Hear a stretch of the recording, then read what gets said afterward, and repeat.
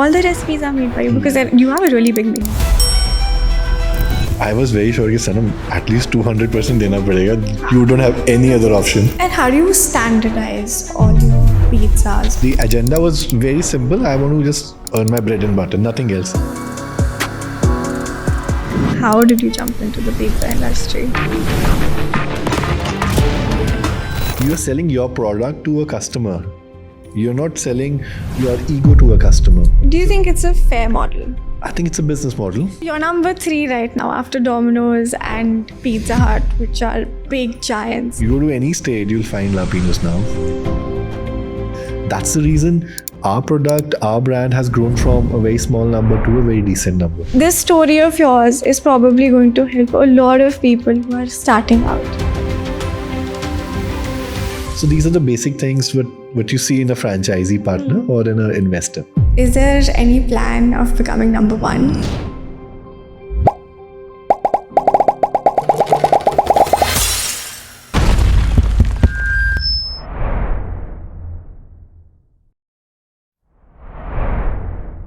काफी लोगों को लगता है कि entrepreneurship is ultimate dream. But that's only true if your business is actually successful. आजकल everybody wants to turn their side hustles and hobbies into real businesses. Specifically food businesses because उसमें investment भी कम है and go on. Who doesn't love business? Today's guest took on big giants like Pizza Hut and Domino's to deliver something new and fresh.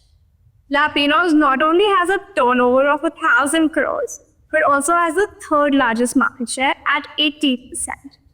I'm sure this journey was not as easy as it sounds. And can an average Indian person even get there? Let's debunk food startups with Sanam Kapoor.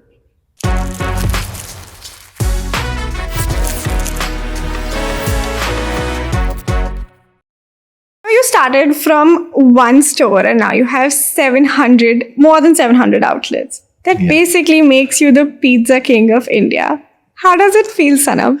Thank you so much for that accolade first.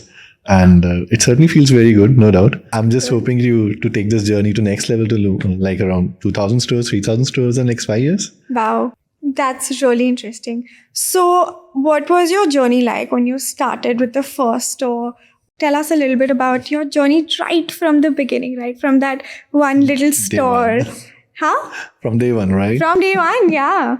So I was used to, long back, I used to work with HCL. Right. I left my job because of that, nightmare shift or that devil shift we used to have, we just start at 3 a.m., goes till, 11 in the morning. So that was the devil shift I used to do for US. So I left my job, came back to Chandigarh, I thought of doing something for myself. So the agenda was very simple. I want to just earn my bread and butter, nothing else. No plans to go, multi-stores, no plan to have, bigger empire kind of thing. तो अगर आप HCL में already काम कर रहे थे तो parents ने मना नहीं किया कि why are you taking this risk and like how did you step out of the comfort zone of having a comfortable job? When I was working with HCL, that was not a comfort zone, I would say, because that devil shift, that evening shift, late evening shift were like crazy. I thought of leaving my job because I really felt that was not a cup of cake for me. I left it. I came back to Chandigarh to my place. My father supported me, of course. My mom, dad, they supported me. They were not into it कि job पे ही जाना है, बेटा नहीं इतनी अच्छी job है, छोड़ के आना. Because I am like 2008 pass out. So that time it was a recession in US. But fortunately I got a good job. And but everyone around my friend circle, my friends, my family, they were like, इतना पढ़ने के बाद ये वापस क्यों आ गया job छोड़ के? पिज्जा बनाने. And that time I was also not like ready for pizzas. Okay. I thought of doing something in my field only, like a telecom and all. Okay. That time I realized starting a telecom company would certainly cost me a bomb. Yeah. So I was not having That's that much going to fun. be more graveyard shifts also. True, definitely. So then I thought of doing burgers on charcoal and grills. I tried my hands on that product, but later, jumped into the pizza industry. Why? And like, how did you jump into the pizza industry? So when I started working on the food, so I was having 2, 3 things in my hand. One was the Japanese food. Second was the big burgers on the grill, which is more in US, not in India that time at least. And third was pizzeria. I mean, we are still having those giant pizzas and giant slices. So I think I chose one. It was pizzas. So I mean, at that time really felt a big gap in the industry. Yeah. There were just 2 players, Pizza and Domino's. And I was the kind of third who started the... तो आपने कोई strategy नहीं बनाई थी कि एक दिन मेरे 700 outlets होंगे and I'll be the pizza king of India. मतलब बस एक store से शुरू किया and you went with the flow. I mean, when I started, I mean, I didn't had any plans for like rolling out the product or having more stores. But just one store was like, okay for me. That's cool. And we started from a very small shop in Sector 9, Chandigarh. That was just 120 square feet. So that would be, I would say, 1/3 the size of this room or this podcast show, the area. So did you have like a precise plan for how the pizza is going to be made? Because your place was really small. That was seriously a big thing when I actually, chose that shop. Lately, I realized कि यार यहाँ तो हिलने की जगह भी नहीं होगी. I think when I chose that place, उसके बाद मैंने planning करी drawings and all उन चीज़ों की. Then I realized यार ये सब कुछ लगाने के बाद तो sitting तो बन नहीं रही. So that was funny on me कि मैं 120 square feet में भी sitting to draw. Oh wow. That was funny. Very ambitious of you. आप उस पे भी sitting करना चाहते थे. So lately I realized it should be a takeaway outlet. सारा जिसने खाना होगा बाहर खा लेगा. यहाँ पे जगह नहीं है. So because we started in 2011. First week it was wonderful. People loved it when we started, and it rolled out like beautifully. And the giant slices was a very new product for Chandigarh. We started from Sector 9, and giant pizzas. Nobody was serving such big pizzas, huge pizzas. So I think people loved the product. The taste, the recall was so amazing. People used to come back, and I mean, like almost every day, I would say. And they were like, they were actually happy, sitting outside on the floor on that ramp, and they used to enjoy pizzas there, or maybe in the car also. Sector 9 is a giddy route. I know. So all youngsters don't really need anything, just need the good pizza and a beer. And of course, were you also serving that for them? No, we don't serve beer, surely. अच्छा मुझे एक बात बताओ कि usually तो 90% startups mostly fail हो जाते हैं. तो आपको डर नहीं लगा था? आपके पास बैकअप प्लान था कि अगर मेरा स्टार्टअप फेल हो गया तो क्या होगा? Seriously, तो कोई बैकअप प्लान नहीं था. That's the only way to go. तभी कुछ फेल नहीं होता. So I was very sure कि Sanam at least 200% देना पड़ेगा. You don't have any other option, because I never wanted to go back to Delhi or US or Noida, Gurgaon, Bangalore for a job. So that was the only thing I had in my mind, because I have to do that. I had to do that. So I did it. What were some challenges that you faced? I think certainly when I was rolling out my product and it was with time, a lot of challenges were there. I learned a lot of things. Everything when I jumped into this business, that VAT, that GST, accounting system I learned, software, inventory, relationship management. I was a very introvert guy. So I learned everything here once I started my own business, Are you serious? So you were like the one-man army for everything? Yes, definitely. I had few team members who were like supporting me, but I curated this product myself. And until today, like whatever you try at La Pinoz or Lord Petri's, that's my second product. Everything is like customized. I have made that for everyone. You made the recipes personally for all the recipes are made by you, because you have a really big menu. We have a big menu. Oh, so did you have any prior experience in cooking or? No culinary background. So how did you do that?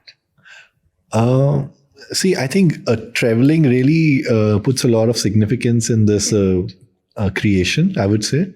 So I travel a lot for work and for my personal holidays and my leisure. So I think I see things around. I grab those things. I mean, good things and bad things both. When you meet people, you see different cultures, different taste buds, palettes, products internationally, and of course in India as well. So I think our menu is made in that fashion only. We've got products from South India like chicken 65 or paneer 65. Wow. We've got African products like Moroccan burgers. We've got a British roast burger. We've got coffees from Italy. That's really interesting. So, are your pizzas the same everywhere in all your outlets, or is there some difference according to, because Punjabis love spicy food, but maybe South Indians don't. So, do you make any other recipes for another region, or is it all just the same? Yes, it is all just the same one. Second, certainly our menu is crafted in a way wherein you have, if you wish to have non-spicy pizza, you will certainly find one. If you're looking for sweet pizzas like pineapple and ham, you will certainly find that pizza. If you're looking for a spicy pizza, for instance, like we have got a pizza which is a hot seller, which is burnt to hell. Oh, wow. The name is funny, of course. Burnt to hell. That's made with some spicy garlic sauce. We also have a African peri-peri dip, which is again a spicy pizza. We got a pesto basil, which is more a European blend. Then we've got, korma pizzas. Then you have South Indian styles, seasoning 65 pizzerias, cheesy pizzas, jalapeno dip pizzas. So we've got a big variety in the menu. So if anybody wants to pick anything of their specific palate, they would certainly find one. And how do you standardize all your pizzas all across these 700 outlets? You mentioned that they all taste the same, right? So it is, I would say, we are not selling pizzas. We are selling a process. Okay. So it's a process which is being replicated at different stores, all the stores. And there are a lot of learning at the team level and teaching at the HO level, which is the head office level, of course. And 365 days, we have a team who's teaching all the franchisee partners. There are training sessions lined up, audits lined up, quality checks, our systems, our protocols, our internal videos and pictures, the kind of things we share with the partners. I think these things are keeping us, at least on our toes, one, and keeping up with the quality and the best service and the best product and the standardization. आपको time कैसे मिलता है इतनी सारी recipes को बनाने का अगर आप इतने सारे आउटलेट्स चला रहे हो? I think pizza is in my DNA and now burgers and coffees as well. Yeah, because you've opened Lord Patrick's, which is a burger and coffee place, right? So आज तो आपके उस चेन के Pinoz के 700 outlets हैं. But आज जब आप लॉर्ड पैट्रिक को कर रहे हो प्रमोट, तो आपको क्या डिफरेंसेस लग रहे हैं? मतलब उस टाइम पे एक बिजनेस स्टार्ट करने का और आज बिजनेस स्टार्ट करने में क्या डिफरेंस है?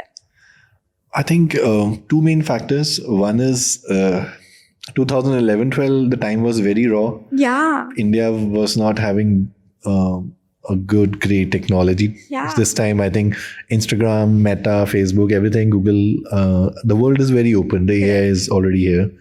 And people are smart. They understand product. They understand food. They understand culture. They have travel. They've got the next level palate, I would say. So, when you offer something to very raw culture, the acceptability would be certainly very high.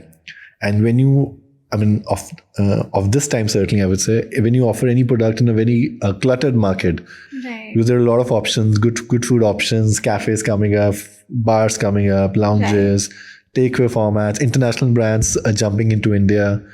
I think it's a cluttered market now. And then you're offering something good.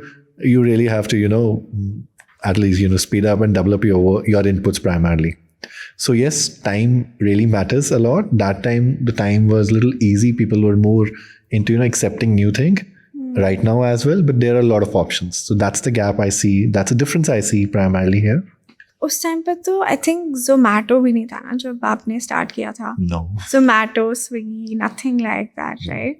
So how did that impact your business at that time, and how much do you think it matters now? Because do you think they're good platforms for the exposure of a restaurant? I think if you're looking of creating a brand, primarily it should be independent in terms of, whatever you're offering to the customer. It should not be a lot of a dependency on the third party, primarily Swiggy, Zomato. Yes, if it is a lot of a dependency on Swiggy, Zomato, you would certainly have to compromise a lot of things in terms of, your revenue, your shares, your profitability, and certainly things slow down for you. In terms of, if you're on Swiggy and Zomato, they've got 280,000 food sellers. So in that way, if you see, it's a cluttered world again. And let's say 3 years back, there were only 82,000 merchants at Swiggy and Zomato. So I think the cloud, their ecosystem is very big. Right. And your visibility would certainly hamper to some extent, especially when you are a starter. And at the end of the day, when you're burning that heavy chunk of commissions to them, that's a big hole in your pocket. What's this heavy chunk of commissions that you're talking about? It is usually, their charges, what you end up paying at the end of the order, which is usually 25 to 35%. And this will certainly grow. It will not come down. And you still have your costings and your food costings and your running cost and your profitability on the side. So primarily you have to pay that Swiggy and Zomato tax first. Right. Only then you can start selling the product. But I personally feel, I take them as the partners in terms of growth. If you have that capacity to, amplify the product and the range in the market and your visibility, in that way, these partners are very good. They can actually uplift your product. You can showcase your product where they already have a gentry. They already have a customer base wherein you just have to, knock their doors and they would certainly be, showcasing your product. That's a plus side of it. That's a flip side of everything. Yeah. But I've also heard, so some of my friends own restaurants and I've heard this gossip around that what Zomato does is when it knows that this one particular restaurant is doing well and the products of this restaurant are doing well, they open their own side restaurant and they start selling products on their own. What do you have to say about that? I think everyone's greedy about business and earnings. That's the one aspect, especially when you talk of the businessmen. They are certainly that way. Zomato, Swiggy is more like a technology company. They're a data-driven company. So certainly they know well where they're selling more biryani, where they're selling more pizza, where they're selling more the Indian breads and Indian food, where there's a demand for a dessert or the corporate events, bulk orderings. They understand the data. If I have something in my hand, I would love to, add a vertical from where I can earn more. Right. So if they are doing it, yes, it is in their hand and they're doing it. Is it fair to other businesses because they kind of have this data from this one business and they're using that data from one business to grow another business? Actually, it's a podcast. I should not say anything more about Swiggy Zomato. They are good partners. But please tell us. So I think they are not using a specific customer's data. They say they are actually giving their customer to a merchant for the ordering. It's the other side of the story. So you have to, listen both the sides. So yeah. Do you think it's a fair model? I think it's a business model, and we have our own ways of taking it forward. Yeah. If you feel that Swiggy, Zomato, they are a good partner and you earn well, you will be certainly inclined towards them. If you feel that नहीं यार मेरे तो सारे पैसे Swiggy, Zomato में cut जाते हैं और मेरे साथ I was having my specific a biryani kitchen here, or Swiggy Zomato ne bhi apni khol di. So then certainly it's not that fair, but yes, it's a data-driven company. Everyone is looking to explore more verticals of earning. So as you also know, they started cloud kitchens long back. Somehow it didn't work. Maybe they had data. They actually invited a lot of vendors. They started their own kitchens. So they tried it, but it didn't work well. Maybe long back. A lot of my friends also have these food businesses, and there are two types of people when you talk about any sort of business, actually. So, there are some people who really think that the customer is God. And then there are other kind of people where they're like, no, I am going to tell the customer what they want. Where do you stand with that? I think we should go with the flow. I think customer is the God. Yeah. The reason behind this is, you are selling your product to a customer. You're not selling your ego to a customer. And nobody is ready to take those tantrums. Everyone has got their own level of, brain, understanding, ego, attitude, and acceptance level, of course. You have to understand what is the expectation of a customer. That's the first priority and the foundation of any business. And you have to, curate your business as per the need of the customer. You cannot say, I like this, so you have to like this. So that's not the fundamental usually works around. So I'm sure you also get a lot of customer feedback, right? What is the funniest customer feedback that you've gotten, or what is the worst customer feedback? We have a lot of customers, when they place order, the first thing is, bhaiya oregano chili flakes zyada bhej no. That's that's a need of a customer. They want to enjoy the seasoning on a burger, on a sandwich. Yeah. Sometimes, I know a customer who actually enjoy our seasoning on Maggi or in a rajma chawal. So really? That was the funny thing I find it. So you make your own seasoning also? We have a genetic seasoning. So it's a combination of 7-8 herbs. So people like it. And I remember once, long back, a customer, she actually sent the pizza back. She said ki aapne oregano chili flakes kam bheje hain. Are you serious? So I'm not going to have pizza. So I remember I had a word with that customer. So I told her, ki, ma'am, I'm going to send you a full packet of seasoning. Next time aap mujhe call karna, I'll send you a full packet of. So she was like, oh, so sweet of you, so nice of you, I really appreciate. So I think we should be a little more flexible. I mean, that's a connect, how you can gel well with your customers. You can, leave them with a smile at the end of the meal. So these small things really work well. I mean, I remember when we started Lord Patrick's, we used to send 5 stars with every order. 5 stars. 5-star chocolate. Oh, okay. Okay. So we used to ask them to leave a 5-star review for us. Oh, how cute. And, that's a 5-star for you. That's a very smart way. Certainly, if they like the product, we would be happy if you can, appreciate the product on Google or on Zomato or on Swiggy. That's the other side of it. I think these small gestures really matter to really customers matters also. And if there's a gap in the product, maybe a little somewhere, so this 5-star really works well. Yeah. Or the extra condiments really works well. Right. So that's a cherry on the cake. Yeah, I'm sure. चलो ये तो आपने अपने आप बात करके you took the customer feedback, but अब तो आपके 700 outlets हैं, right? तो आपको लगता है कि वो customer feedback आपके तक आती है? I think to some extent, our database is pretty decent, and we get the feedbacks on different verticals. Our team is too much into it, and I certainly, give free yarn to my franchisee partners. Ki let's just work on making customer happy. And I think more or less everyone is lined up in this with the same mindset. So I think I would say, yes, my message is certainly traveling to my partners, and they are trying to fill that gap. Right, yeah, talking about that, we heard that there was this one time where you walked into one of your outlets and you said that, okay, I'm going to shut this one down. What made you do that, and have you ever done that with another outlet?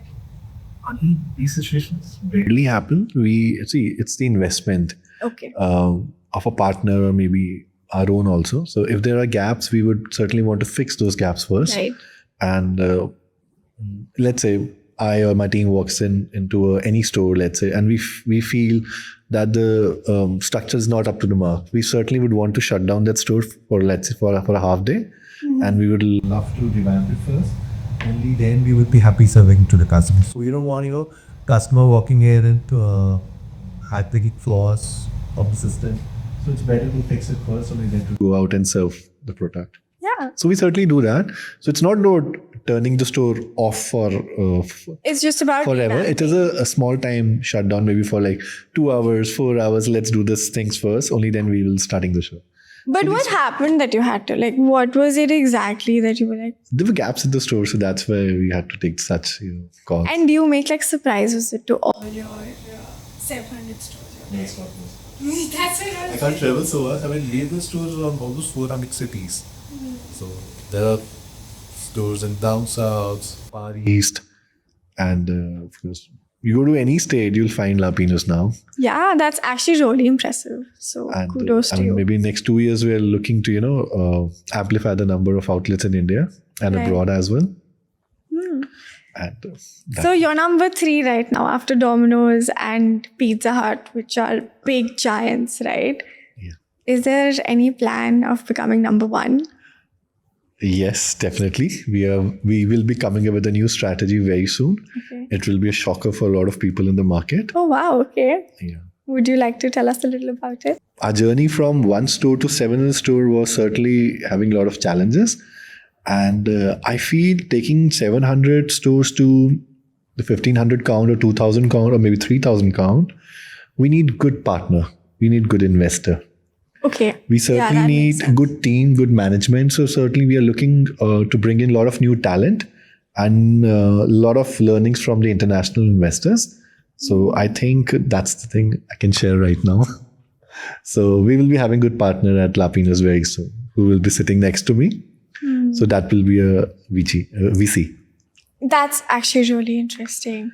And so, talking about franchises, last year there was this news that, there was this particular brand that sold a lot of franchises. But then later, what happened was after about a year or something, a lot of people started filing FIRs on those people. Yeah. Right? And how does a franchise owner look out for any red flags? Okay. I'll take this little piche pehle first. Okay. So the thing is, I started my franchisee model in 2012. I mean, after a year, once we started with this product, therein we actually learned a lot of things from the franchisee partner. Our model primarily is more crafted as per the needs of the franchisee partner. People were not happy giving higher royalties. They were not happy, spending a lot of time at the store. They were looking for better profits. So these are the basic things what you see in a franchisee partner or in an investor. Right, yes. And of course, on the contrary, your partner is looking for your support. If the company is available for the support, certainly there will be a good growth. That's the reason our product, our brand has grown from a very small number to a very decent number as of now, which is 700 plus stores. Of course, it is more on relations as well. It is if, let's say, my partner is walking to my office and they are looking for some support, they're seeking a support, and I have that mind of supporting them, certainly there's a good relation. So if there's a need to, burn some value in terms of, growing a store, we at HO, we at our office, we are certainly open for those ideas. If the company is ready to help a franchisee partner grow better, certainly there'll be a good relation, there'll be a better business, there'll be a happiness around. So that was in our case. So as you mentioned that there was some XYZ brand. Yeah. So I know that story, I heard that. But in that case it was very different. When somebody is paying you a franchise fee, is paying you for a model, and later on the company is all vanished overnight. So that's a story. That's what I'm saying. So how do you look out for these red flags? Of course, I'm not... we usually don't have such kind of red flags. I'm not. That's not what I'm saying. I'm not saying you're a franchise owner. I mean, you are the owner of, right? So let's say I want to start my own business. I want to buy a franchise. What would you suggest? What should I look out for to make sure that I don't get scammed? Because you are on the other side. That's why you will be able to tell me better कि अगर इस company में ये सब चीजें हो रही हैं तो उसको मत लेना. I think our business model is working very fine. Unlike the other franchisee brand, wherein there's a failure rate is around 20-25% of a store, ours is less than 2%. Okay. Yeah. Usually our stores does not shut down. If there's an inconvenience and structure is not accepting that partner or that relation is not working, we are happy moving that relation to the next person. Yeah, if we gel well, we can take it long. If we don't gel well, you are a leader of your life. It's a good mantra to have. Yeah, honestly. definitely. Talking about mantras, what was your mantra to scale up to 700 outlets? I think it was a transparent business structure. So at every layer, there's a profit, of course. We shared that with the franchisee one.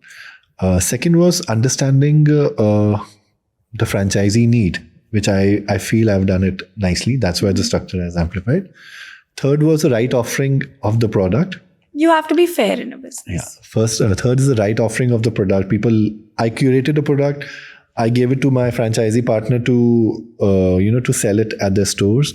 And they have to follow the protocols and the systems lined up. I mean, these 3-4 factors worked really well in my business structure.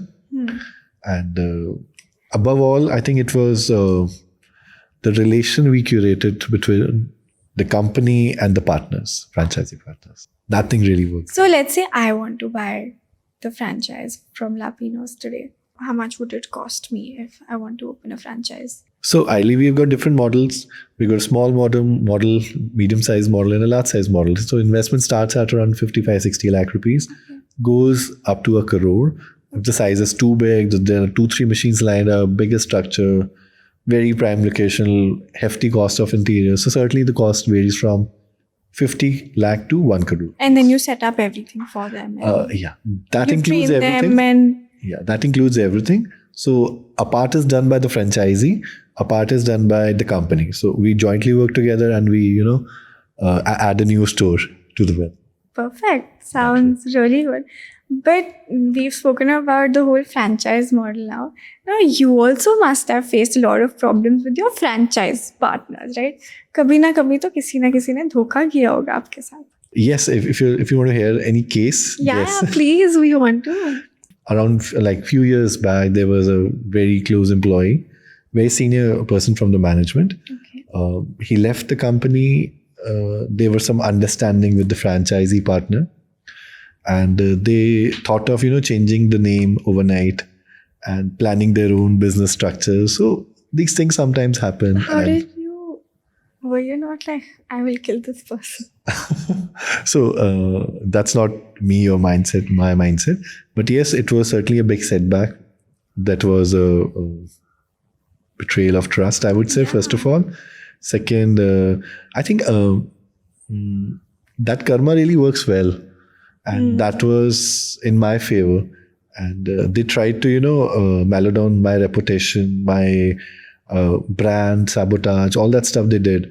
But lately, at the end of the day, I came out as a champion, I Pizza would say. king. Yeah. In India. So I think my franchisee partners around, they also helped me a lot. They supported me. I had a good support of my team as well. So I think we recovered from that damage. I think karma works really well. So you're just it will come back to you if you do relying on anything karma. wrong. Yes, certainly. If you talk about karma is not just what you're doing. It will be certainly coming back to you in terms of when you do good people are with you. You will be, safeguarded with their blessings, their support. What was the case though? Like, what exactly did this person do, if you don't mind telling us?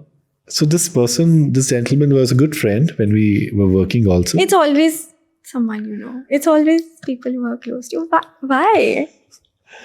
I think for their personal gain, their personal interest, I think their belly was too big to absorb a lot of new things, a lot of money or maybe a lot of power. So, when you start from a ground and you grow up drastically, so your mindset needs that change and you need to adapt as per that. So if you grow and your attitude also grows, that means you're not growing, you're dying or you're sinking. On the contrary, sometimes people think, yeah, I've earned a lot of money, but that money will help you to some extent. If people don't like you, That's true. I mean, that's the certainly a negative vibe which is traveling to you. And somewhere inside you will have that feeling, yes, I am doing something, I am rich, I'm having a lot of money, but people don't like me. So that's the one phase of life. On the contrary, if you grow and you have that humbleness, that respect which you can give it to the others, I think that's the right way of taking your life ahead. Yeah, because I think at the end of it, money is not everything. Definitely. Right? I think the blessings that you get from people are more helpful in your life. Definitely. I agree on that. But to some people, to most people, success means money. Since you said that money is not everything, then what is success to you?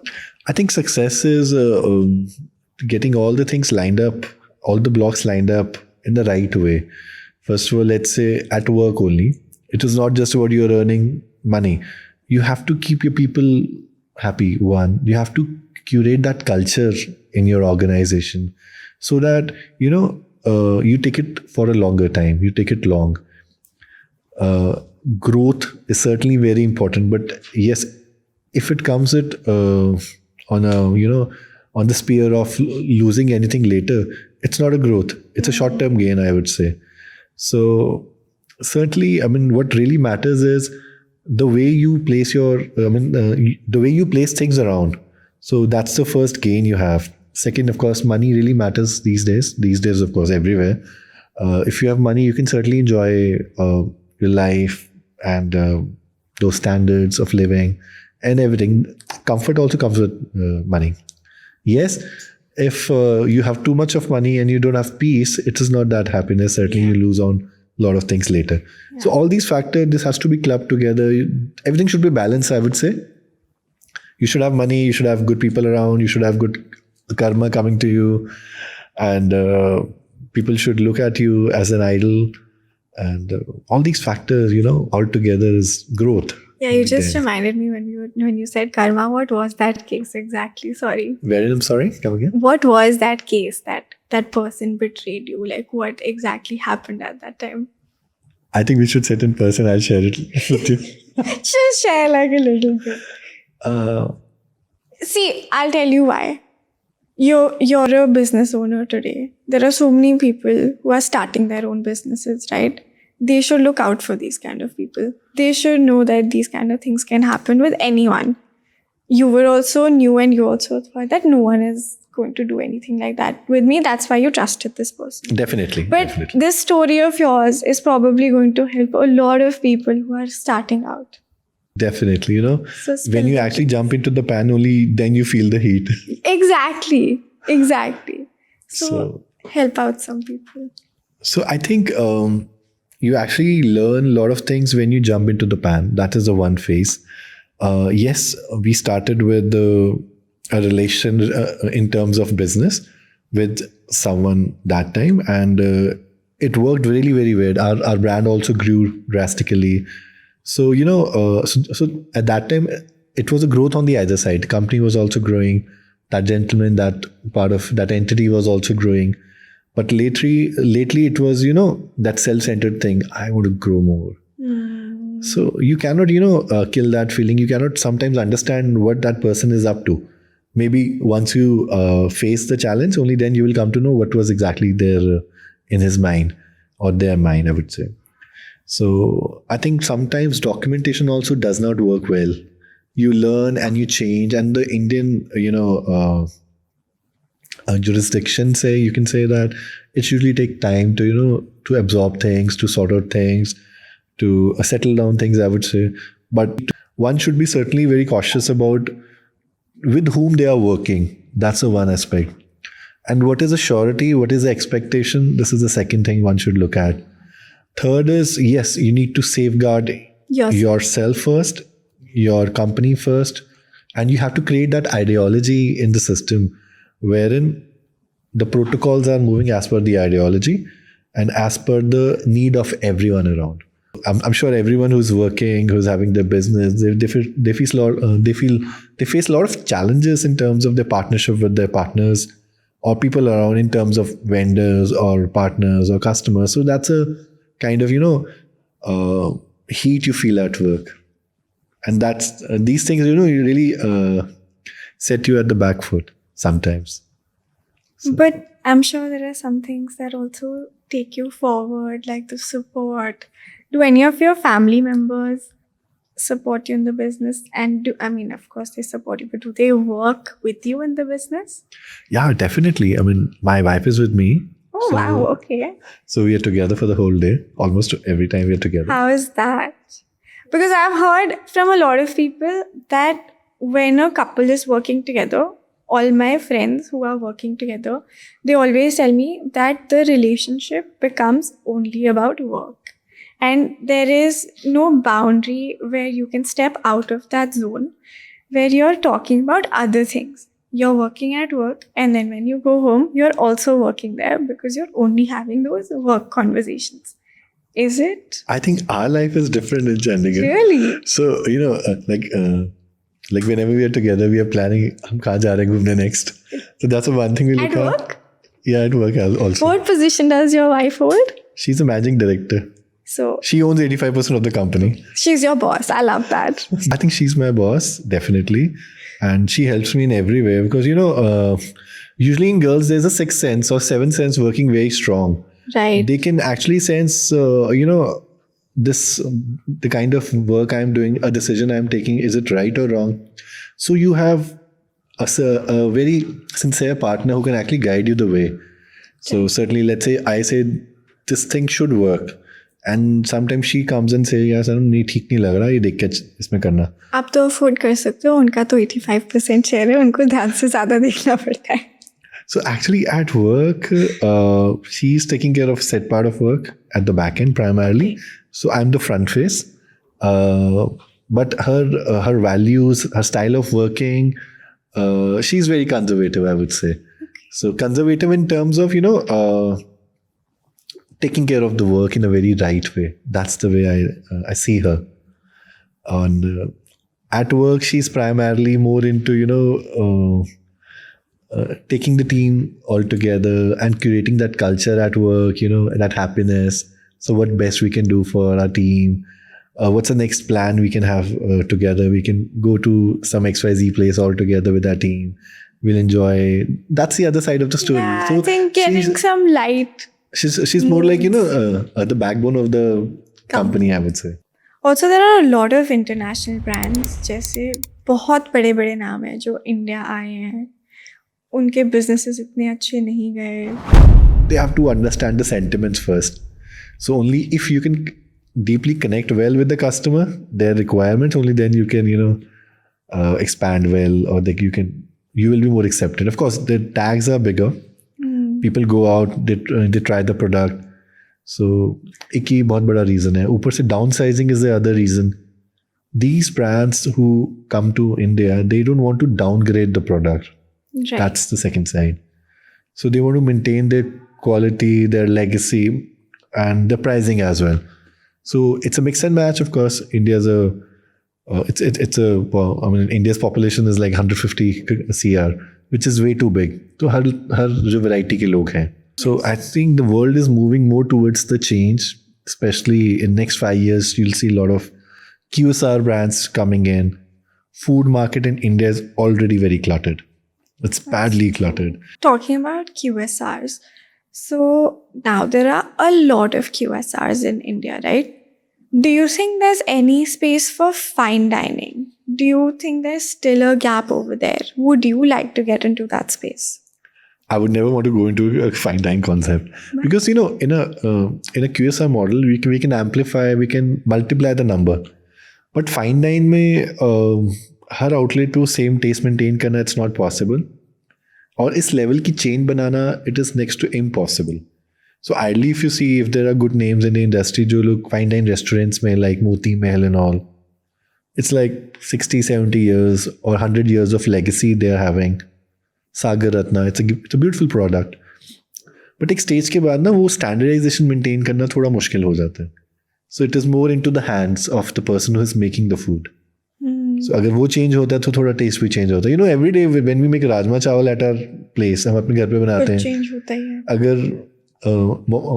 Mom नहीं बना रहे हैं, चाची जी बना रहे हैं, तो उस केस में डेफिनेटली थोड़ा टेस्ट आ जाएगा. अगर मम्मा भी बना रहे हैं हर रोज, तब भी हर रोज थोड़ा डिफरेंस आएगा. कभी नमक ज्यादा पड़ जाएगा, कभी मिर्ची ज्यादा पड़ जाएगी. Very true, very true. पर स्टैंडर्डाइजेशन का प्रोसेस तो सेम ही होएगा ना, whether it be a QSR और अ फाइन डाइनिंग. सो अगर एक रेसिपी बन गई है उसको रेप्लिकेट ही करना है, तो how is that different for a QSR and a fine dining?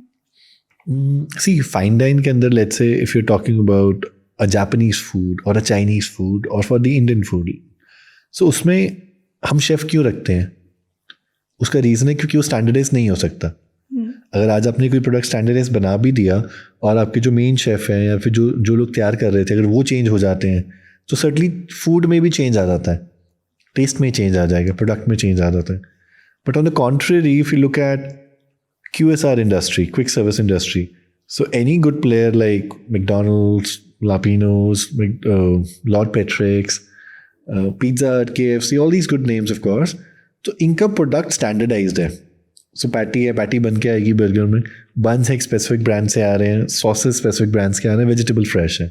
So it is just the assembly work left at the outlet. Same is pizza. I mean you have a dough, standardised dough, sauce आपकी standardise company से आ रही है. आप fresh sauce नहीं बनाते कहीं पे भी, that is for sure.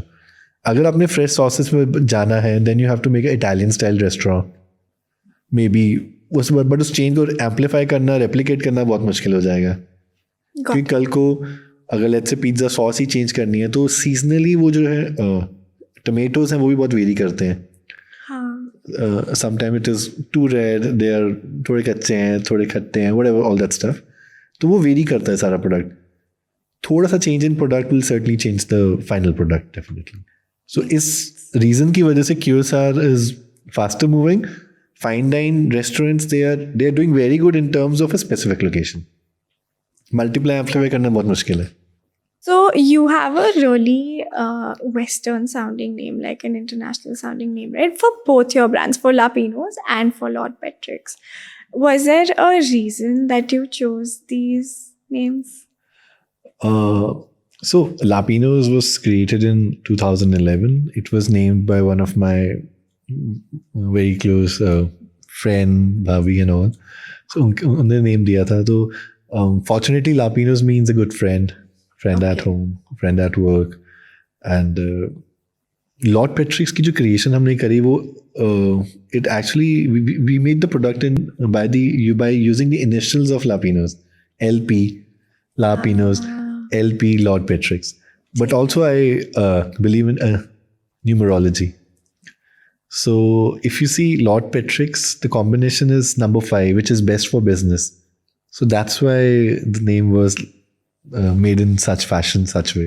Are there any other things like this in numerology that you're doing for your business? Yes, I buy property with my favorite numbers, which is 5, which is 1 and 10. So these are the preference numbers. I take it. I don't go for 4 and 8. It doesn't work well for me. Okay. So they actually take me for a ride, for a good ride. Okay, that's fair enough. So 5 and 10 works really well for me. Fair enough. अब जब आप ला पिनोज को internationally expand कर रहे हो और वो एक इंडियन प्रोडक्ट है, तो आपको लगता है कि वो आपके बिजनेस को थोड़ा कहीं इफेक्ट करेगा? Is there any consideration of like maybe changing the name? Because जब कोई ला पिनोज का नाम सुनेगा they probably will not think that it's an Indian fusion pizza, right? Would you want to probably make some change in the future? Are you thinking about it? I think brand name to nahi change hoga. Brand name will remain same. But certainly we understand the taste palette of people. As I said ki India mein bhi hum as per the taste palette hum bech rahe hain. We are selling the product. Same is in the international market. So whatever we are selling in UK, selling in US, Canada, Dubai, the sauce taste, which is the core of pizza industry, वो थोड़ी mild है. India में थोड़ी चटपटी है. You know, that little spice level is little high. But when you go to Western countries, our sauce is little milder. But yes, on the same grounds, flavors हैं थोड़े mild किए हैं ताकि European palate या तो ये North American palate वो acceptable रहे, उनको spicy ना लगे. So yes, we understand the palate. So that's why we play around with the product. Okay, so we're all done with our questions. Let's move to our rapid fire round. Sure. What pizza did you eat before La Pinoz? Margarita. No, from where? Domino's. Okay, cool. What's your favorite pizza from your own pizza chain? My own pizza chain? I like La Pinoz paneer. Okay. Are you a vegetarian? I'm vegetarian and non-vegetarian both. Okay, perfect. Which one do you prefer, La Pinoz or Lord Patrick's? La Pinoz. Okay. Whom do you prefer more, your wife or your managing director? I think my wife. Okay, good choice. Which celeb would you not want as a brand ambassador and why? Shah Rukh Khan, Virat Kohli or Salman Khan? I think Virat Kohli is good. No, like would you not want him as your I brand? would love to have him on board, certainly. Shah Rukh Khan is, of course, the face of the country, you can say. Salman Khan is a wonderful person. If I had to leave one... Okay, it would be Virat Kohli. No, it would be Salman Khan. Okay. And why? No specific harsh feeling for him, trust me, it's all good. So I think that is just the preference you asked. So I said it's... Just personal. Virat Kohli is good. Okay. I think especially the people in India, they connect very well with the bat. Cricket, you know. Yeah. So I think Virat Kohli is good as a good brand ambassador. Okay. What's the most expensive car that you drive? Right now, I'm driving Range Rover Defender 130. That's the biggest and one of the customized car I'm having in my portfolio. Sounds good. I think that's all that we wanted to know from you, and we're so glad you gave us your time. Thank you. It was really, really fun to have this conversation with you. And we're looking forward to having more pizzas and burgers from your chain. Definitely. You're always invited. Thank you, and Thank you good so much, luck Karuna. with Thank you so much. expanding internationally. Thank you so much for this. Thank you so much. Thank you. Thank you.